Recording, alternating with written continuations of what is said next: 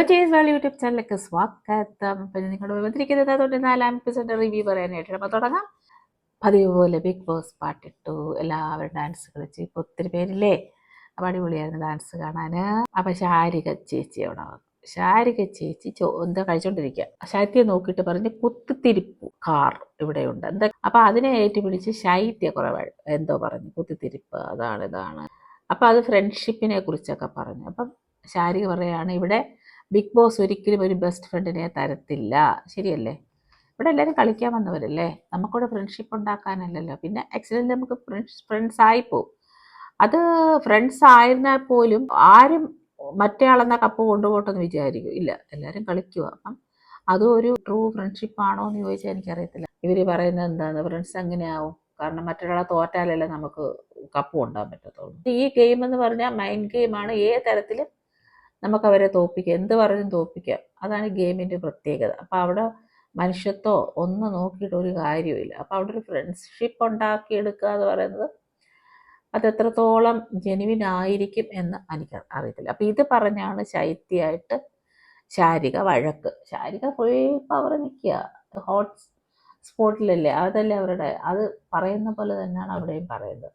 ശൈത്യ ഈ വന്നപ്പോൾ തൊട്ട് ടോണും ഒന്ന് ഹൈ പവറിൽ ഇങ്ങനെ ഇരിക്കുക. ഈ കണ്ടസ്റ്റൻ്റ് ആയിട്ട് നിന്ന ടൈമിൽ ഇങ്ങനെയൊക്കെ ഒന്ന് പറഞ്ഞിരുന്നെങ്കിൽ പുള്ളിക്കാരി ഇവിടെ ഉണ്ടെന്നൊരു ആൾക്കാർക്ക് തോന്നുകയും പുള്ളിക്കാരിക്ക് സ്പേസ് ഉണ്ടാക്കാനും പറ്റും. അപ്പം ഇപ്പം വന്നിട്ട് ഇങ്ങനെ സൗണ്ട് വെച്ചിട്ടോ ഇങ്ങനെ പറഞ്ഞിട്ടോ വല്ല കാര്യമുണ്ടോ? ഒരു കാര്യവും ഇല്ല. പിന്നെ ശാരിക പറയുകയാണ്, ഇവിടെ ബിഗ് ബോസ് ഹൗസിൽ ബെസ്റ്റ് ഫ്രണ്ട് ആണെന്ന് തോന്നിയാൽ അന്ന് തീരും എല്ലാം. അതെന്താ അർത്ഥമാക്കി? പിന്നെ പറഞ്ഞ്, നീ ആർക്ക് വേണ്ടിയാണ് സംസാരിക്കുന്നത്? ശൈത്യയോട് ചോദിക്കുകയാണ്. നീ ഇവിടുന്ന് കരഞ്ഞ് മെഴുകി പോയില്ലേ? ഈ പുള്ളിക്കാരി എങ്ങനെയാ പോയെ? കരഞ്ഞില്ലായിരിക്കാം. ഒരു ഇതില്ലാതെ പറയുകയാണ് ആൾക്കാരെ. പിന്നെ എൻ്റെ പ്രൊഫഷണൽ തൊട്ട് കളിക്കരുതെന്ന് പറഞ്ഞ് ശൈത്യ അഡ്വക്കേറ്റ് ആണല്ലോ. എവിക്റ്റായി പോയവർ ഗ്രാൻഡ് ഫിനാലയുടെ ആ തലേദിവസം ഇങ്ങോട്ട് വരത്തുള്ളൂ, 99ാം ദിവസം. ഇതിപ്പം ബിഗ് ബോസ് ഞങ്ങളെല്ലാവരും ശോകമായിരിക്കുന്നത് കണ്ട് നിങ്ങളെ വിട്ടതാണെന്നാണ് ഷാനവാസ് പറഞ്ഞിട്ട് ചിരിക്കുന്നില്ല. പിന്നെ ശാരിക നൂറേയും കൂടെ വഴക്ക്. അയ്യോ, ഭയങ്കര വഴക്ക്. ശാരിക നൂറെ ചൊറിയൻ ചേമ്പെന്ന് വിളിക്കുന്നു. എന്താണ് കാരണം എന്നറിയത്തില്ല. ഇനി ചൊറിയൻ ചേമ്പാണോ നല്ല ചേമ്പാണോ കാട്ടു ചേമ്പാണോ എന്നൊക്കെ നമുക്ക് ഫൈനൽ വരുമ്പോഴത്തേനും അറിയാം. ശാരിക പറയുന്നത് ശൈത്യ ഓവറായിട്ടാണ് നൂറെ മാതിരയും സ്നേഹിക്കുന്നത്. അതിന് ഇവർക്ക് എന്താ വേണം? അവരവരല്ലേ തീരുമാനിക്കുന്ന ഓവറായിട്ട് നടത്തുന്ന സ്നേഹിക്കണോ ചുമ്മാ സ്നേഹിക്കണോ എന്നൊക്കെ. അപ്പം അതൊന്നും നമുക്ക് പറയേണ്ട കാര്യമില്ല. അത് പറഞ്ഞിട്ടാണ് പിന്നെ വഴക്ക്. ആദിലയുമായിട്ടുള്ള നിന്റെ നിന്റെ നാശത്തിനാണ് ശാരിക പറയുന്നത്. എനിക്കറിയത്തില്ല എന്താ അങ്ങനെ പറഞ്ഞതെന്ന്. ഇനി അവരുടെ കഴിഞ്ഞ കാലത്തിലുള്ള അവരുടെ ലൈഫിൽ എന്താ അവർ എന്താണ് കണ്ടതെന്നും അവർക്ക് ഫീൽ ചെയ്യുന്നതനുസരിച്ചാണല്ലേ പറയുന്നത്. അപ്പം അങ്ങനെ ശാരിക ഭയങ്കര ഷോ. അപ്പം ശൈത്യ പിന്നെയും പറയുന്നത് അനുവിൻ്റെ പേര് പറഞ്ഞിട്ടില്ല, പക്ഷെ പറയുന്നത് അനുവിനെ കുറിച്ച് തന്നെയാണ്. പിന്നിൽ നിന്ന് കുത്തി. ആരാണോ പിന്നിൽ നിന്ന് കുത്തിയത്? ആരാ കുത്താത്ത? എല്ലാവരും കുത്തിയിട്ടുണ്ട്. അക്ബറും അപ്പാനിയും കൂടെ സംസാരം, ഒരേ സംസാരം. പിന്നെയും പാട്ട് വന്നു. പ്രവീൺ ജിസിൻ പ്രധാന വാതിലിലൂടെ. പിന്നെ എല്ലാവരും പോയി അവർ റിസീവ് ചെയ്ത്. അത് കാണാൻ രസമാണ് കേട്ടോ. എല്ലാവരും ഓടിപ്പോകുന്നു, ഡാൻസ് കളിക്കുന്നു, റിസീവ് ചെയ്ത് കൊണ്ടുവരുന്നു. അതൊക്കെ അടിപൊളിയാണ്. അപ്പോൾ ജസിൻ പറയുന്നുണ്ട് സ്വന്തം വീട്ടിൽ വന്ന ഫീൽ. പിന്നെയും പാട്ട്. റനയും അഭിലാഷും. റന അടിപൊളിയായി വന്നിട്ടുണ്ട്. ആ ചുമന്ന ഒരു ഫ്രോക്കാണെന്ന് തോന്നുന്നു, അതൊക്കെ ഇട്ട് ബട്ടർഫ്ലൈ പോലെ പാറി പാറി പാറി ആ പഴയ ഡാൻസ് ഇല്ലേ, അതൊക്കെ ഡാൻസ് കളിച്ചിട്ട്. പക്ഷെ ആ ഒരു സ്റ്റെപ്പൊക്കെ ഉണ്ട്, നല്ല രസമുണ്ട് വന്ന്. പിന്നെ രസകരമായ ഒരു സംഭാഷണം അവിടെ നടക്കുന്നത് നെവിനുമായിട്ടാണ്. നെവിന് അഭിലാഷ് കൂട്ടിരുന്ന് വർത്താനം പറയണം. അപ്പം അഭിലാഷിനോട് നെവിൻ ചോദിക്കുന്നു, എന്നെ വീട്ടുകാർ ചോദിച്ചോ? അപ്പം അഭിലാഷ് പറഞ്ഞു, ചോദിച്ചിട്ട് നിന്നെ എല്ലാവർക്കും ഇഷ്ടമാണ്. അപ്പം പറഞ്ഞ് ഇപ്പം ഇതൊക്കെ ചോദിക്കാൻ പറ്റുന്ന ഒരു അവസ്ഥയിലല്ല, കാരണം പുള്ളി വൈഫ് പ്രഗ്നൻ്റ് ആണെന്ന് പറയും. പക്ഷെ അത് ശരിക്കും കേൾക്കുന്നില്ല. പ്രഗ്നൻ്റ് ആണെന്ന് പറയുന്നു തോന്നുന്നു. അതെ നെവിൻ പറയുകയാണ്, അയ്യോ ഞാൻ കുറച്ച് ദിവസം കൊണ്ട് എനിക്ക് കുഞ്ഞിക്കാല് കാണണം എന്നുള്ള ഒരു ഫീലിംഗ് ആണെന്ന്. എന്താ ചെയ്യുക? പിന്നെ വേറൊരു വഴിക്ക് റെനയും സരികയും. അപ്പം റെന കയറി വന്നപ്പോഴത്തേന് സരികയെ മൈൻഡ് ചെയ്തില്ല എന്ന് പറഞ്ഞ് അവിടെ ഒരു പ്രശ്നം, ഭയങ്കര വഴക്ക്. അപ്പം എനിക്ക് തോന്നുന്നു ഇവരൊക്കെ പോയിട്ട് ഇങ്ങോട്ട് വന്നേ ഉള്ളൂ, നോർമൽ ആയില്ലേ ഉള്ളൂ. ഇത് അറിഞ്ഞുകൊണ്ടിരുന്നൊരു ഷോ ആണെന്നൊക്കെ. ഇത് ഇനി ഇത് പറഞ്ഞിട്ട് ബിഗ് ബോസ് ഇങ്ങോട്ട് വിട്ടിട്ടുണ്ടോ അറിയത്തില്ലേ, വഴക്കുണ്ടാക്കണം, അവിടെ ഉള്ളവരെ ട്രിഗർ ചെയ്യണം. പക്ഷെ അവർ തമ്മിലില്ല, അവർ വെളിയിൽ നിന്ന് വന്നവർ രണ്ടുപേരാണ്. അപ്പം അങ്ങനെ ബിഗ് ബോസ് പറയത്തില്ലല്ലോ. അപ്പം ഈ രണ്ടുപേരുടെ ഭയങ്കര വഴക്ക്. പിന്നെ അത് ഈ സരിക അങ്ങ് പിണങ്ങിയിരിക്കുക കുഞ്ഞു പിള്ളേരെ പോലെ. ഇവിടെ നിന്ന് സരിക പോയതിനെ കുറിച്ച് റന പറയുന്നു. അപ്പം പിന്നെയും വഴക്കുണ്ടാക്കുന്നു. അപ്പം അവിടെ ആരോ പറയുന്നു, നിങ്ങൾ എന്തിനാണ് ഇങ്ങനെ വഴക്കൊണ്ട്, നിങ്ങൾ കണ്ടസ്റ്റൻ്റ് അല്ലല്ലോ. റന എന്തെല്ലാമോ പറയുന്നു. ആ ഒരു മൂവ്മെൻ്റാണ് ഇങ്ങനെയൊക്കെ വെച്ചിട്ട് ഇങ്ങനെയൊക്കെ വെച്ചിട്ട് എന്തൊക്കെയോ പറയുന്നു. സരികയും എന്തൊക്കെയോ പറയുന്നു. സരിക കരയുന്നു, അയ്യോടാ ബിഗ് ബോസിൽ വന്ന് പോയി, നോർമൽ ലൈഫ് കഴിഞ്ഞു, തിരിച്ചു വന്നു. ഒരു ഷോയിൽ അവർ ഗസ്റ്റായിട്ടാണ് ഇപ്പോൾ വന്നിരിക്കുന്നത്. അപ്പോൾ പുള്ളിക്കാരി ഇരുന്ന് കരയുക. എനിക്കതിൽ എന്താ ഇങ്ങനെ സംഭവിക്കുന്നത് ഈ ബിഗ് ബോസ് വീട്ടിൽ. വേറെ സീസണിലൊന്നും ഇങ്ങനെ കണ്ടിട്ടില്ല. എല്ലാവരും വന്ന് വളരെ സന്തോഷത്തോടെ ഇരിക്കുന്നതും കഴിക്കുന്നതും ഭയങ്കര ആഘോഷമൊക്കെ. ഈ ഒരു സീസണിൽ ഈ വന്നവരൊക്കെ വഴക്കുണ്ടാക്കുക, പ്രശ്നം ഉണ്ടാക്കുക, അവിടെ താമസിക്കുന്നവരെ തളർത്തുക. അതെനിക്കൊന്നും അങ്ങനെ പറഞ്ഞു വിട്ടായിരിക്കും, എനിക്കറിയത്തില്ല. പിന്നെ സരിക പറയാണ്, ഇതെന്താ എല്ലാവരും എന്നെ കളിയാക്കുന്നു, കാരണം പുള്ളിക്കാരി എപ്പോഴും ഇവിടെ കരയുകയായിരുന്നെന്ന് പറഞ്ഞിട്ടാണ് ബിഗ് ബോസ് കഴിഞ്ഞിട്ട് എല്ലാവരും കളിയാക്കുന്നത്. പിന്നെ എന്നിട്ട് കരയുക, എന്നിട്ട് പറയാം എനിക്കിതൊന്നും താങ്ങാൻ പറ്റുന്നില്ല. ഈയോടെ ഇവരുടെയൊക്കെ അപ്പം ഇവരൊക്കെ വലിയ വലിയ കാര്യങ്ങൾ ജീവിതത്തിൽ വരുമ്പോൾ എന്ത് ചെയ്യും? കുഞ്ഞു ഇങ്ങനത്തെ കാര്യങ്ങളൊക്കെ കണ്ട് കരയുന്നവർ, ഈ കരയാനുള്ള കാര്യങ്ങൾ വരുമ്പോൾ അവരെന്ത് ചെയ്യും? റെനയോട് പറയാണ്, എനിക്ക് നിന്നോട് മിണ്ടാൻ താല്പര്യമില്ല. അത് കഴിഞ്ഞിട്ട് റെന ചെല്ലുന്നുണ്ട് കെട്ടിപ്പിടിക്കാനായിട്ട്. അപ്പം സരിക സമ്മതിക്കുന്നില്ല. പക്ഷേ റെന ഒരു കൊച്ചുകുട്ടിയാണെങ്കിലും ചെന്ന് കെട്ടിപ്പിടിക്കുന്നു. ആ പ്രശ്നം കുറച്ച് സോൾവ് ആയെന്ന് തോന്നുന്നു. ഈ അനു പി ആറിൻ്റെ കാര്യം പറഞ്ഞതുകൊണ്ട്, പി ആർ വർക്ക് ചെയ്തുകൊണ്ട് പുള്ളി ഇവിടെ നിൽക്കുന്നു എന്നുള്ളൊരു ടോക്കപ്പ് എല്ലാവരും പുള്ളിയാണ് ടാർഗറ്റ് ചെയ്യുന്നത്. പിന്നെ വഴക്ക്, അയ്യോടാ രഞ്ജിത്ത് വന്നപ്പോഴേ അങ്ങ് ചൊറിയും വഴക്കുക. പക്ഷെ ഇവിടെ കളിക്കാൻ വന്ന ടൈമിൽ വളരെ ഒന്നും അറിയാത്തൊരു ഇന്നസെന്റ് പോലൊക്കെ അങ്ങോട്ട് ചെന്ന് ഒന്നിൽ ഇടപെടാതെയൊക്കെ നിന്നപ്പോൾ ഞാൻ പുള്ളി ഇങ്ങനെ തന്നെ ആയിരിക്കും. പക്ഷെ അങ്ങനെയല്ല പുള്ളി. റെനയായിട്ട് ഭയങ്കര വഴക്ക. അപ്പം റെന എന്തോ പിണക്കമാണോ എന്നുള്ളത് ഏതോ പാട്ട് രൂപേണ പുള്ളിയുടെ മുഖത്ത് നോക്കി ചോദിച്ചെന്നോ. അയ്യോ അവിടുന്ന് എഴുന്നേറ്റ് വന്ന് കൈ ചൂണ്ടി ഭയങ്കര വഴക്ക്. അപ്പം റെന ചോദിക്കുന്നത്, എന്താ ചേട്ടാ, ഞാൻ ചേട്ടൻ്റെ പിണക്കം തീർക്കാൻ വന്നതാണോ? പുള്ളിക്കാരെങ്ങളെല്ലാം നേരെ പോവാറില്ല. പിന്നെ അത് പറഞ്ഞുകൊണ്ട് വഴക്ക്. എൻ്റെ മുഖത്ത് നോക്കി അതെന്തിനാണ് പാടിയതിങ്ങനെ. അയ്യോ പുള്ളിയുടെ വേറൊരു രൂപമാണ് ഞാനവിടെ കണ്ടത്. പുള്ളി ആക്ട് ചെയ്താണെന്ന് എനിക്കറിയത്തില്ല. അപ്പം അവിടെ ആൾക്കാർ ചോദിക്കുന്നുണ്ട്, പ്രാങ്ക് ചെയ്യുവാണോ? റെന അപ്പോഴും വല്ലാതായിപ്പോയി. കാരണം എന്തൊക്കെയോ വിളിച്ച് പറയുന്നുണ്ട്, മുഖത്ത് നോക്കരുതെന്നും ചെയ്യരുതെന്ന് എന്തൊക്കെയോ പറയുന്നത്. പിന്നെ രഞ്ജിത്ത് അവിടെ ഓവർ ആക്ടിങ് ആണ്. അപ്പോൾ റെന പറയുന്ന ഒരു കാര്യം, അത് ഒരു പക്ഷേ സത്യമാണ്. ഇങ്ങനെ പെർഫോമൻസ് ചെയ്തിരുന്നെങ്കിൽ ഒരു 70 ദിവസം എങ്കിലും നിങ്ങൾക്കിവിടെ നിൽക്കാമായിരുന്നു. ആരോടെ പറഞ്ഞത്? രഞ്ജിത്തിനോടാണ്. പിണക്കമാണോ ബ്രോ എന്നൊക്കെയാണ് ചോദിക്കുന്നത്. ഇപ്പം ഷോയ്ക്കല്ലല്ലോ വന്നിരിക്കുന്നത്, ഇവർ കണ്ടസ്റ്റൻറ്റുകളല്ലല്ലോ. ഇപ്പം അവർ നേരത്തെ അവിടെ ഉണ്ടായിരുന്ന വീട്ടിലുണ്ടായിരുന്നവർ തിരിച്ചതല്ല സീസണിൽ അങ്ങനെ വരുന്നുണ്ട്. അപ്പോൾ അവർ പാലിക്കേണ്ട മര്യാദകളുണ്ട് സംസാരിക്കുമ്പോഴും ഒക്കെ. അപ്പോൾ ഒരു ഈക്വലായിട്ടൊന്നും പറയാൻ പറ്റത്തില്ല. കാരണം പ്രായമുള്ളവരും പ്രായം കുറഞ്ഞവരും തന്നെയാണ്. പക്ഷേ റെന ആ രഞ്ജിത്തിനെ ബ്രോന്നും അത് അപ്പം എനിക്ക് തോന്നുന്നു പുള്ളിക്കാരെ അത് ഇഷ്ടപ്പെട്ടിരുന്നു. പിന്നെയും പാട്ട് വന്നു. അപ്പം മസ്താനിയാണ് വന്നത്. പക്ഷെ പുള്ളിക്കാരി വന്നു കഴിഞ്ഞാൽ എങ്ങനെയാണ് ആൾക്കാർ റിയാക്ട് ചെയ്യുന്നതെന്ന് നമുക്കറിയത്തില്ലല്ലോ. അപ്പോൾ അതെനിക്ക് ഒരു വിഷമമായിരുന്നു. മസ്താനി വന്ന് എങ്ങനെയായിരിക്കും. അപ്പം ഞാൻ പ്രതീക്ഷിച്ചതുപോലെ വലിയൊരു സ്വീകരണമൊന്നും ആരും കൊടുത്തില്ല. എല്ലാവരും പോയി. പക്ഷെ എല്ലാവരും അവിടെ ഇവിടെയൊക്കെ നിൽക്കുക മാത്രമേ ഉണ്ടായിരുന്നുള്ളൂ.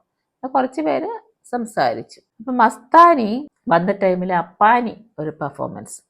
അപ്പാനി പറഞ്ഞ്, എനിക്ക് അവളെ കാണണ്ട, ഇങ്ങോട്ട് വന്ന കോംപ്രമൈസിന് വന്നാൽ ഞാൻ എന്ത് ചെയ്യും അക്ബറിനോട് ചോദിക്കാം. എന്നിട്ട് പറഞ്ഞു, എനിക്ക് വൈരാഗ്യം വെച്ചുകൊണ്ടിരിക്കാൻ പറ്റത്തില്ല.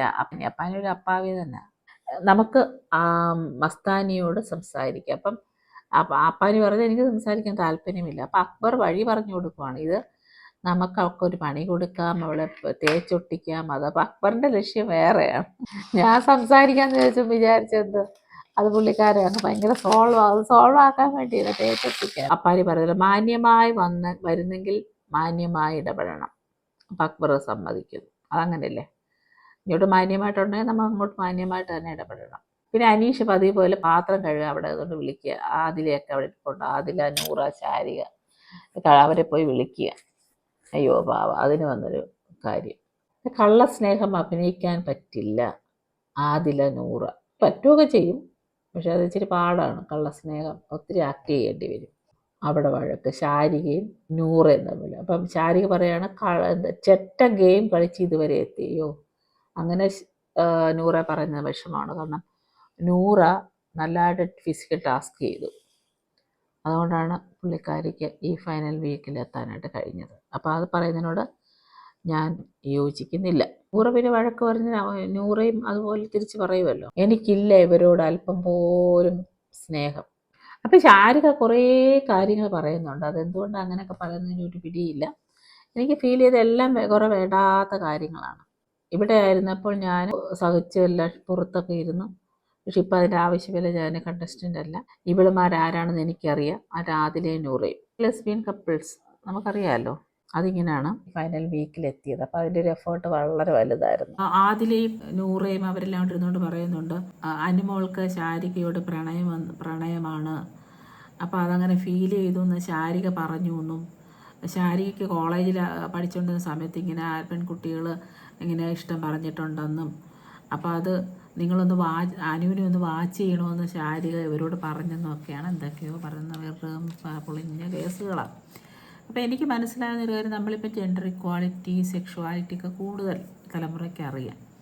അപ്പോൾ ഇപ്പോഴും ഇതൊക്കെ പറഞ്ഞ് നമ്മൾ പിന്നെ അതൊരു കണ്ടൻറ്റായിട്ട് എടുക്കുക, അതൊരു വഴക്കുണ്ടാക്കാനൊക്കെ ഇത് ഉപയോഗിക്കുക എന്ന് പറയുന്നത് എനിക്ക് അങ്ങോട്ട് തീരെ യോജിക്കാൻ പറ്റുന്നില്ല. വേറെ എല്ലാ കാര്യങ്ങളും വഴക്കുണ്ടാക്കാം, ഇതൊക്കെയാണ് വഴക്കുണ്ടാക്കുന്ന വിഷയങ്ങൾ. ചൈത്യ പറയുന്നു ഇതിൻ്റെ എല്ലാം കാരണം ഒരാളാണ്. അപ്പോൾ അത് ഉദ്ദേശിക്കുന്നത് അനുമോളെ തന്നെയാണ്. ബിൻസി എല്ലാം പറയാനെല്ലാം വന്ന് പറഞ്ഞ് ശാരിക ചേച്ചി അത് ചോദിക്കണം, ശാരിക അത് ചോദിച്ച് ക്ലാരിറ്റി ചെയ്യണം. ആദിലയോട് നൂറയോട് അനുവിൻ്റെ വിഷയം പ്രണയം പറഞ്ഞാൽ അനുവിന് ശാരികയോട് പ്രണയം. അപ്പോൾ ശാരിക പറയുന്നത് എനിക്ക് ഞാൻ അങ്ങനെ പറഞ്ഞെന്ന് പറഞ്ഞാൽ എനിക്ക് അനു എന്നെ കെട്ടിപ്പിടിക്കുമ്പോഴൊക്കെ എനിക്കതൊരു വല്ലാതെ തോന്നിയിട്ടുണ്ട്. അനുവിന് അങ്ങനെ ഒരു ഇഷ്ടമാണോ എന്ന് തോന്നിയിട്ടുണ്ടെന്നാണ് ശാരിക പറയുന്നത്. നെവിൻ അവിടെ കിടക്കും. അപ്പം നെവിനും ഇത് തന്നെ പറയുന്നു. ആദില എന്നെക്കുറിച്ച് ഇതുപോലെ പറഞ്ഞിട്ടുണ്ട്, അപ്പോൾ അതെനിക്ക് കണക്ട് ചെയ്യാൻ പറ്റുന്നുണ്ട്. അപ്പം നെവിൻ ഇങ്ങനെ എരുതിയിൽ എണ്ണ ഒഴിച്ച് കൊടുക്കുകയാണ്. അപ്പം ഇനി നമ്മൾ കാണുന്ന ശാരികയോട് വന്ന് ആദില അതിനെപ്പറ്റി ക്ലാരിറ്റി വരുത്തുന്നതാണ്. അപ്പോൾ അവരങ്ങോട്ട് അപ്പോൾ ഈ കാര്യങ്ങളൊക്കെ പറഞ്ഞെന്ന് ശാരിക സമ്മതിക്കുന്നുണ്ട്. അപ്പോൾ ശാരിക പറയുന്നുണ്ട് ഇങ്ങനെയൊക്കെ ഒരു സമയത്ത് കെട്ടിപ്പിടിച്ചപ്പോഴത്തേന് ശാരിക തന്നെ അനുവിനോട് ചോദിച്ചെന്ന്, ഇങ്ങനെ വല്ലതും ഉണ്ടോ. അനു പറഞ്ഞത് ഇല്ല, ഞാൻ ആണുങ്ങളെ മാത്രമേ കല്യാണം കഴിക്കൂ എന്ന് അനു പറഞ്ഞപ്പോൾ പുള്ളിക്കാരിക്ക് സമാധാനമായി. കാര്യങ്ങൾ പോയ പോക്കെ. പിന്നെ നെവിന് വഴക്ക് അവിടെ പൂരിക്ക്.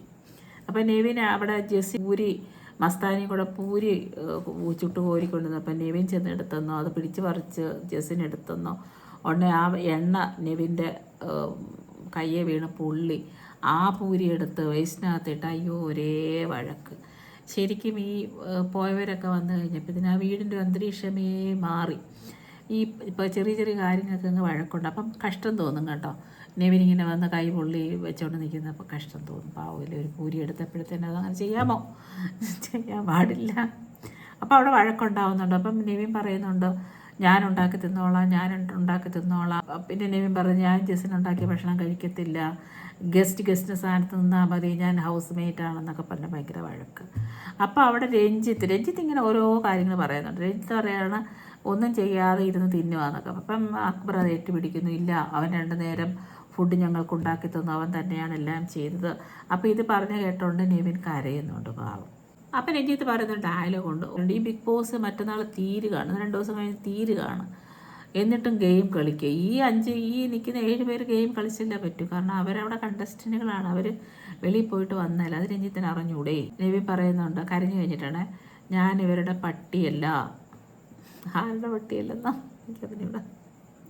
അപ്പം പിന്നെ മസ്താരി കുറേ കരഞ്ഞ് പറയുന്നുണ്ട്, എനിക്ക് ഇങ്ങോട്ട് വരണ്ടായിരുന്നു, പിന്നെ ആരോ ബിഗ് ബോസൊക്കെ വിളിച്ച് വരുത്തിയതാണ്, അങ്ങനെയാണ് ഇങ്ങനെ, ഞാൻ എന്തെങ്കിലും മിണ്ടിയാൽ ആൾക്കാർ പറഞ്ഞ് നിൻ്റെ തനി സ്വഭാവം ഞങ്ങൾ കണ്ടു. അപ്പം കുറേ വിഷമം പുള്ളിക്കാരിക്കും. അപ്പം സൈബർ ബുള്ളിങ്ങൊക്കെ ഉണ്ടെന്ന് തോന്നുന്നു പാവത്തിന്. അപ്പം മസ്താനി പറഞ്ഞ് എനിക്ക് പറ്റുന്നില്ല, എനിക്ക് കുറേ സാധനങ്ങൾ എൻ്റെ കയ്യിൽ നിന്ന് പോയി എന്ന് പറഞ്ഞാൽ പുള്ളി കുറേ എന്താ കുറേ കാര്യങ്ങൾ കഴിവുകളൊക്കെ ഉണ്ട്, അതൊക്കെ പോയി അതാണ് ഇതാണെന്നൊക്കെ പറയുന്നു. ഇൻസ്റ്റാഗ്രാം അങ്ങനത്തെ ഉള്ള ഒന്നിലും ഇനി ഒരു പോസിറ്റീവ് കമൻറ്റുകളും ഇല്ല. അപ്പോൾ അനു പറയുന്ന എല്ലാം വെട്ടി തന്നെയാണ്. എന്നെ പറയും, എന്നെ ഇങ്ങനെ ആരെങ്കിലും സൈബർ ബുള്ളിങ് ചെയ്ത് ഞാൻ അങ്ങനെ ചെയ്യും ഇങ്ങനെ ചെയ്യും അത് ചെയ്യും ഇത് ചെയ്യും അങ്ങനെ ചെയ്യും എന്തൊക്കെയോ പറയുന്നു. വെളിയിറങ്ങിയിട്ടല്ലേ ഇതൊക്കെ നടക്കുന്നത്. അപ്പാനി ഭയങ്കര ഡയലോഗ്. അപ്പാനി പറയാണ്, ഞാൻ ഇറങ്ങിപ്പോയപ്പോൾ ഒരു പെങ്കൊച്ച് നിന്ന് കൈയടിച്ചു, അത് ലോകം കണ്ടു. ഞാൻ അത്രയ്ക്ക് ക്രൂരനാണോ? ആരോടാ? അക്ബറിനോട് ചോദിക്കുന്നു. ക്രൂരനല്ല. അപ്പം അപ്പാനി പറഞ്ഞ, എൻ്റെ ലൈഫിൽ അവൾ വരരുത്, എനിക്ക് അവളെ കാണാൻ താല്പര്യമില്ല. ആരാ? മസ്താനി കൈയടിച്ചില്ലേ ഈ അപ്പാനി പോയപ്പോഴത്തേന്. അപ്പം ചുരുക്കം പറഞ്ഞാൽ ഇവരുണ്ടായിരുന്ന സമയത്തുള്ള പ്രശ്നങ്ങൾ കുതിപ്പൊക്കി ഇടുക എന്നുള്ളതാണ് ഇവരുടെ ലക്ഷ്യം. അല്ലാതെ അവിടെ ഇരിക്കുന്ന ആൾക്കാരെ ട്രിഗർ ചെയ്യാനോ ഒന്നും അല്ല എനിക്ക് മനസ്സിലായത്. ആദ്യം ഞാൻ അങ്ങനെ വെച്ചു. പക്ഷേ ഇവർ തമ്മിലാണ് അങ്ങോട്ടും ഇങ്ങോട്ടും പ്രശ്നം. ഇവരൊക്കെ വെളിയിൽ പോയപ്പോൾ വെളിയിലൊക്കെ പോയി ഇവരെങ്ങനെ നിന്നു, അങ്ങോട്ടും ഇങ്ങോട്ടും പ്രശ്നമൊന്നും ഉണ്ടായില്ലേ, കണ്ടില്ലേ അവർ അങ്ങോട്ടും ഇങ്ങോട്ടും കണ്ടില്ലെന്ന്. അപ്പം പിന്നെയും അപ്പാനി വേറെ സങ്കടത്തോടെ പറയും, എന്നെ വെളിയിൽ വലിച്ച് കീറുകയാണ്. അപ്പാനി അനുമോളോട് ബിൻസിയുടെ കാര്യത്തെ പറ്റി ചോദിക്കുകയാണ്. അപ്പോൾ കുറേ ക്ലാരിറ്റി വരുത്തുന്നുണ്ട്. അപ്പം എന്തുകൊണ്ടാണ് അനു അങ്ങനെ പറഞ്ഞത്? അപ്പോൾ അനു പറയുന്നത്, അത് ബിൻസിയും അപ്പാനിയും കൂടെ സംസാരിച്ചപ്പോഴത്തേന് അത് വെളിയിൽ നിന്ന് കാണുന്ന ഒരാൾക്ക് അത് നിങ്ങൾ തമ്മിൽ എന്തോ റിലേഷൻഷിപ്പ് ഉണ്ടെന്ന് തോന്നും. ബിൻസിയെ രക്ഷിക്കാൻ വേണ്ടിയാണ്. ബിൻസി ഒരു പെൺകുട്ടിയല്ലേ, അങ്ങനെ ഇങ്ങനെ. പിന്നെ വേറെ കോൺവെർസേഷൻ പറയുന്നത്, അപ്പാനിക്ക് കുടുംബമില്ലേ, അപ്പാനിക്ക് മക്കളില്ലേ, എനിക്കറിയത്തില്ല. അനു എന്തിനാ ഈ കാര്യങ്ങൾക്കെല്ലാം കയറി ഇടപെടുന്നത്? ഇപ്പോൾ ചുരുക്കം പറയാതെ അങ്ങ് വഴക്കായി ബഹളമായി. ബിൻസിയുടെ കാര്യം പറയുന്നു, അപ്പാനിയുടെ കാര്യം പറയുന്നു. പക്ഷേ അനു അതിന് ഒരു ചലനമില്ല. അനു പറഞ്ഞത് തന്നെ സ്റ്റിക്ക് ഓൺ ചെയ്ത് നിൽക്കുക. അത് അങ്ങനെ ആയിരുന്നു ഇങ്ങനെ ആയിരുന്നു. അപ്പാനി ചോദിക്കുന്നൊരു കാര്യമുണ്ട്, ഓക്കെ നീ ക്ഷമയൊക്കെ ചോദിച്ചു, പക്ഷേ ഈ ക്ഷമ പറയുന്നതിലപ്പുറമായിട്ട് ഒരു വലിയ പ്രശ്നമായിട്ട് തീർന്നാൽ എന്ത് ചെയ്യും? അപ്പം അനുവിനൊന്നും പറയാനില്ല. അപ്പം എല്ലാം അനുവിന് തോന്നലാണ്. എനിക്കങ്ങനെ തോന്നി. പുള്ളിക്കാരി അങ്ങ് ഉറപ്പിച്ച് പറയും, എനിക്കിങ്ങനെ തോന്നി. എന്നിട്ട് പുള്ളി മറ്റുള്ളവരെ സംരക്ഷിക്കുകയാണ്. എന്ന് പറഞ്ഞാൽ ബിൻസിക്ക് അങ്ങനെ വന്നാൽ ഒരു പെൺകുട്ടിയല്ലേ, അപ്പാനിക്ക് കുടുംബമുണ്ട്, അപ്പാനി അങ്ങനെ ആകും. ശരിക്കും അത് നമ്മൾ അറിയേണ്ട കാര്യമില്ലല്ലോ. ഡെമോൺസ്ട്രേറ്റ് ചെയ്ത് കാണിക്കുകയാണ്. ബിൻസി ഇങ്ങനെ തോളത്ത് എവിടെയോ കൈയിട്ടിരുന്നെന്നോ, അപ്പം അങ്ങനെ ഇരിക്കാൻ പാടുണ്ടോ, ഇനി ആരോടെല്ലാം കൂടിയിരിക്കുന്നു, പിടിക്കുന്നു ഒക്കെ ചെയ്യുന്നില്ലേ. ബിൻസിക്ക് ചീത്തപ്പേര് വരാതിരിക്കാൻ വേണ്ടിയാണ് ഞാനങ്ങനെ പറഞ്ഞത്. അപ്പോൾ ബിൻസിക്ക് ദേഷ്യം. ബിൻസി പറയുകയാണ്, നീ ഇവിടെ അനീഷിനെ കണ്ണും കലാശമൊക്കെ കാണിച്ച് ലവ് ചിഹ്നമൊക്കെ കാണിച്ച് അത് തമാശയാണോ? അപ്പം ഞങ്ങൾ ചെയ്യുന്നതെല്ലാം കാര്യവും നീ ചെയ്യുന്നതെല്ലാം തമാശയും. അപ്പം പിന്നെ പറഞ്ഞു, നീ ഇവിടെ എന്തെല്ലാം ചെയ്ത് കൂട്ടുന്നു, അതിൻ്റെ ഒരു ശതമാനം പോലും ഞാൻ ചെയ്തിട്ടില്ല. ബിൻസി ഏതൊരു ഡ്രസ്സ് ഇട്ടെന്ന്, അത് അപ്പാനെ കൊണ്ടിങ്ങനെ എന്താ പറയുക തെറ്റായ രീതിയിൽ കാണിച്ചെന്നോ, അയ്യോ അതൊക്കെ എന്നാണോ? ജിസേൽ ഫാഷനായിട്ട് ഡ്രസ്സുകൾ ഇടും, അങ്ങനെ എല്ലാവരും അവിടെ ഇടുന്നുണ്ട്. പക്ഷേ ബിൻസി അങ്ങനെ ഇട്ടൊന്നും ഞാൻ കണ്ടില്ല. അതാണ് പ്രശ്നം. അങ്ങനെ ഇരിക്കാൻ പാടുണ്ടോ? അപ്പോഴാണ് പുള്ളിക്കാരി പറഞ്ഞത് മറ്റേ ഫാമിലി ഉണ്ടെന്ന് അപ്പാനിക്ക്. അപ്പോൾ ഇതൊന്നും ഇവർ അറിഞ്ഞ കാര്യം പോലും. അപ്പം ബിൻസി പറയുന്നുണ്ട്, ആ ഡ്രസ്സ് ഞാൻ അന്നിട്ട് എല്ലാവരെയും കൊണ്ട് കാണിച്ചു. അതിനുശേഷം ഇവിടെ എവിക്റ്റായി പോയപ്പോഴും ആ സെയിം ഡ്രസ്സാണ് അവരിട്ടോണ്ട് പോയത്. അപ്പോൾ അതൊരു വലിയ പ്രശ്നം. ചുരുക്കം പറഞ്ഞാൽ ഈ പോയ കാര്യം നടന്ന നേരത്തെ ഇവരുണ്ടായിരുന്ന സമയം നടന്ന കാര്യങ്ങളൊക്കെ ഭയങ്കരമായിട്ട് ചർച്ചയാകുകയാണ്. എന്താ വേറെ പരിപാടിയൊന്നുമില്ല. ഇവർക്ക് ആ സമയം കൊണ്ട് കളിക്കുകയൊക്കെ ചെയ്യാമല്ലോ. അന്താക്ഷരി കളിക്കാം, അത് ചെയ്യാം, ഇത് എന്തെല്ലാം ചെയ്യാൻ പറ്റും. പക്ഷേ ഞാൻ കഴിഞ്ഞ ഒരു വീഡിയോ ചെയ്തിരുന്നു, ഏതൊരു ചെയ്തപ്പോഴത്തേനും അതിനകത്ത് ഞാൻ ശ്രദ്ധിച്ചൊരു കാര്യം, അനുവിൻ്റെ ഇട്ടിരുന്ന ഒരു ഡ്രസ്സും അതുപോലെ കാണുന്നുണ്ട്. ഇവിടെ ഇങ്ങനെ താഴോട്ട് ഇറക്കി. അപ്പോഴും ഞാൻ ചിന്തിച്ചു, അനു അങ്ങനെ സാധനം ഞാൻ ഇട്ട് കണ്ടിട്ടില്ല. അപ്പോൾ ചില ഡ്രസ്സുകളൊക്കെ അങ്ങനെ നമുക്ക് താഴോട്ടിറങ്ങി കിടക്കാം. അതൊരു വലിയ തെറ്റായിട്ടൊന്നും ഈ കാലത്ത് നമുക്ക് പറയാൻ പറ്റത്തില്ല. പക്ഷേ അനു അതൊക്കെ ഒരു കണ്ടൻറ്റാക്കി എടുത്തെന്നാണ് അവരെല്ലാം പറയുന്നത്. അനു അതിനെല്ലാം സ്റ്റിക്ക് ഓൺ ചെയ്ത് നിൽക്കുകയാണ്. മീൻസ് പറയുന്നത്, നീ എന്ത് ചെറ്റത്തരം കാണിച്ചാലും എന്ത് തെണ്ടിത്തരം കാണിച്ചാലും നിനക്കറിയാൻ പുറത്ത് നിനക്ക് സപ്പോർട്ട് നിൻ്റെ PR ആൾക്കാരുണ്ട്. അപ്പോൾ എനിക്കിങ്ങനെ പൈസ ഉണ്ടായിരുന്നു, ഞാനും ഇങ്ങനെ കുറേ നാൾ നിന്നേനം എന്നൊക്കെ ബിൻസി പറയുന്നത്. ഇപ്പോൾ PR-ൻ്റെ കാര്യം എല്ലാവരും അങ്ങോട്ടും ഇങ്ങോട്ടും പറഞ്ഞ് വഴക്കുണ്ടാകുന്നത്. അത് അനു ആരോടോ ഒരു സ്നേഹിച്ചിരുന്നപ്പം പറഞ്ഞൊരു കാര്യം അപ്പം അതങ്ങ് പ്രശ്നമാണ്.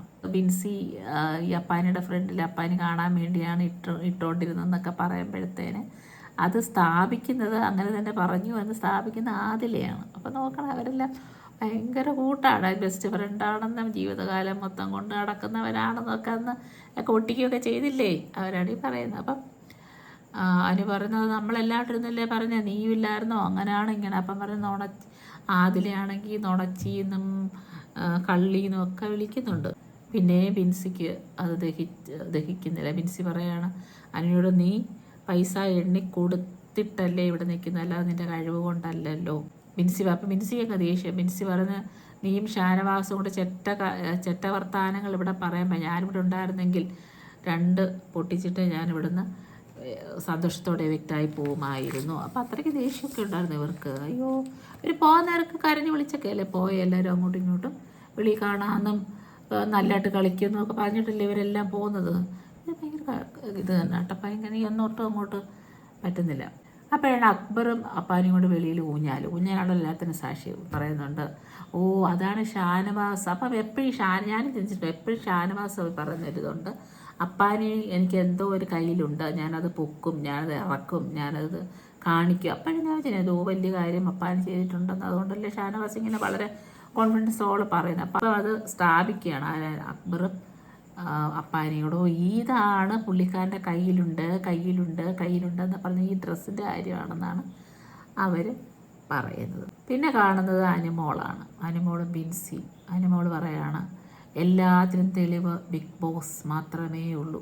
അനുവിന് അങ്ങനെയാണ് എല്ലാം കണ്ടത്, പുള്ളിയും ബിഗ് ബോസ് കണ്ടില്ലെന്ന് പറഞ്ഞാൽ പുള്ളിക്കാരി പറയും ഞാൻ കണ്ടു. ഇപ്പം പറയുന്നത് എല്ലാത്തിനും സാക്ഷി ബിഗ് ബോസ് മാത്രമേ ഉള്ളൂ, തെളിവായി കാണിക്കാൻ എൻ്റെ ഒന്നുമില്ല. അല്ല, തെളിവല്ലേ എപ്പോഴും പ്രധാനം. നമ്മൾ ഒരു കംപ്ലൈൻറ്റ്, ഒരു പ്രശ്നം തരത്തിൽ അതിന് തെളിവാണ് പ്രാധാന്യം. ഇപ്പോൾ നമ്മളതിന് കേസ് കൊടുത്താൽ പോലും തെളിവാണ് ചോദിക്കുന്നത്. അപ്പോൾ പുള്ളിക്കാർ പറഞ്ഞെങ്കിൽ തെളിവ് കാണിക്കാനില്ല, സംസാരിച്ച് തോൽപ്പിക്കാനും എനിക്ക് പറ്റില്ല. ബിൻസി അപ്പോൾ കത്തി കയറുന്നുണ്ട്. ബിൻസിക്ക് പറയാമെന്നെല്ലാം പറയാം. അപ്പോൾ ബിൻസി പറഞ്ഞു, ഓക്കെ, ഡ്രസ്സ് ഇറങ്ങിക്കിടന്ന്. അപ്പോൾ ഏത് ഡ്രസ്സ് എവിടെ ഇറങ്ങിക്കിടന്നു എന്ന് എനിക്കറിയാം, ഞാൻ കണ്ടിട്ടില്ല. എപ്പിസോഡെല്ലാം കാണുന്നു, പക്ഷേ അത് ഞാൻ നോട്ടീസ് ചെയ്യാത്തതായിരിക്കും. അപ്പം ബിൻസി പറഞ്ഞപ്പോൾ അങ്ങനെ കിടന്നെങ്കിൽ ഞാനത് അപ്പാനെ കാണിക്കേണ്ട ആവശ്യം, എനിക്ക് ക്യാമറ കാണിച്ചാൽ പോരെ, ക്യാമറയിലല്ലേ എല്ലാവരും കാണുന്നത്. പിന്നെ വഴക്ക്. പിന്നെ അനു പറയുന്നുണ്ട്, അത് അപ്പാനി പറഞ്ഞു ബിൻസി അങ്ങോട്ട് പോവുകയായിരുന്നു, അപ്പാനി ഇങ്ങോട്ട് വന്നില്ല. പിന്നെ അത് വഴക്കാണ്. അത് ശരിയാണോ എന്ന് അറിയാനായിട്ട് അപ്പാനി എടുത്തു പോന്നു. പൂര വഴക്ക്. അപ്പോൾ അവിടെ അക്ബർ പറയുന്നുണ്ട്, 2 പേരും നിർത്ത്. അങ്ങനെ ആ എപ്പിസോഡ് അവസാനിച്ചു. അപ്പം ശരിക്കും ഈ കണക്കിന് പോവുകയാണെങ്കിൽ എനിക്കാണ് ഈ ഒരു 8 ദിവസം 6 ദിവസം ബിഗ് ബോസ് കാണാനേ തോന്നുന്നില്ല. ഒരുപക്ഷെ ഇത് ബിഗ് ബോസിൻ്റെ ഒരു സ്ട്രാറ്റജിയോ അല്ലെങ്കിൽ ബിഗ് ബോസിൻ്റെ ഒരു ടാസ്കോ ആണോയെന്ന് എനിക്കറിയത്തില്ല. അപ്പം ഇങ്ങനെ ഒരു കണ്ടിന്യൂസായിട്ട് അപ്പം ലൈവിൽ നല്ലതായിട്ടൊക്കെ അവർ നടക്കുന്നുണ്ടായിരിക്കാം, നല്ലതുപോലെ എപ്പോഴും ഒരു വഴക്കുണ്ടാവുമല്ലോ. പക്ഷേ എപ്പിസോഡ് വരുമ്പോൾ ഇങ്ങനെ എപ്പോഴും ഇത് തന്നെ കാണിക്കുമ്പോഴത്തേന് നമുക്ക് തന്നെ തല ഒരുമാതിരി എനിക്ക് ഭയങ്കര ബോറായിട്ട് തോന്നുന്നുണ്ട്. ലൈവ് കാണുമ്പോഴത്തേന് ചിലപ്പം കുറേ കാര്യങ്ങളുണ്ടായിരിക്കും, പക്ഷേ എപ്പിസോഡ് ഇത് മാത്രം ഇങ്ങനെ ചെയ്യുമ്പോഴത്തേന് ഒരു എൻ്റർടൈൻമെൻറ്റ് ഇല്ലാതെ നമുക്ക് തന്നെ എപ്പോഴും വഴക്ക് കണ്ടുകൊണ്ടിരിക്കുമ്പോൾ അതൊരു വിഷമമില്ലേ. അപ്പോൾ എല്ലാവരും അവരവരുടെ രീതിയിൽ ഇപ്പോൾ വന്നവരൊക്കെ പെർഫോം ചെയ്യുന്നുണ്ട്. അപ്പോൾ ഇവരെല്ലാവരും ഇവിടെ നിന്ന സമയത്തുണ്ടായ പ്രശ്നങ്ങളെ പരിഹരിക്കാമെന്നതാണോ ഊതിപ്പെരിപ്പിക്കാമെന്നതാണോ ഒന്നും എനിക്കറിഞ്ഞൂടാ. എന്തായാലും അതൊക്കെയാണ് ഇവിടെ നടക്കുന്നത്. ആർക്കും പരിഹരിക്കണമെന്നില്ല. അപ്പോൾ ഇവർ വെളിയിലൊക്കെ പോയി എങ്ങനെയായിരുന്നു ഈ എവിക്റ്റായി പോയവരൊക്കെ ജീവിച്ചത്? ഇവരങ്ങോട്ടും ഇങ്ങോട്ടും കണ്ടില്ലേ? പിന്നെ ഇവർ പോകുന്നവരൊക്കെ കാണുന്നു, ഞങ്ങൾ വരും, അങ്ങനെയൊക്കെ അല്ലേ പറഞ്ഞിട്ട് പോകുന്നത്. പക്ഷേ ഇതെല്ലാം ഡിഫറെൻ്റ് ആയിട്ടാണ് ഇവിടെ വന്ന് എല്ലാവരുടെയും പെരുമാറ്റം. എനിക്കറിയത്തില്ല ബിഗ് ബോസ് പറഞ്ഞിട്ടാണോ ടാസ്ക് ആണോ എന്നറിയത്തില്ല. ഏതായാലും എപ്പിസോഡ് വളരെ കലുഷിതമായി, പറയാൻ പാടില്ലാത്ത കാര്യങ്ങളൊക്കെ പറഞ്ഞ് എല്ലാവരും അവസാനിപ്പിച്ചു. അതുകൊണ്ട് ഇനിയൊരു 6 ദിവസമുണ്ട്, നമുക്ക് കാണണമല്ലോ. കാരണം നമ്മൾ കഴിഞ്ഞ 94 ദിവസം കണ്ടവരല്ലേ. അപ്പം ഇനി 6 ദിവസം കൂടെ നമുക്ക് ക്ഷമിക്കാം. ഓക്കെ, അപ്പം ഈ ചാനൽ ഇഷ്ടപ്പെട്ടെങ്കിൽ ലൈക്ക് ചെയ്യുക, കമൻറ്റ് ചെയ്യുക, സബ്സ്ക്രൈബ് ചെയ്യുക. ബൈ.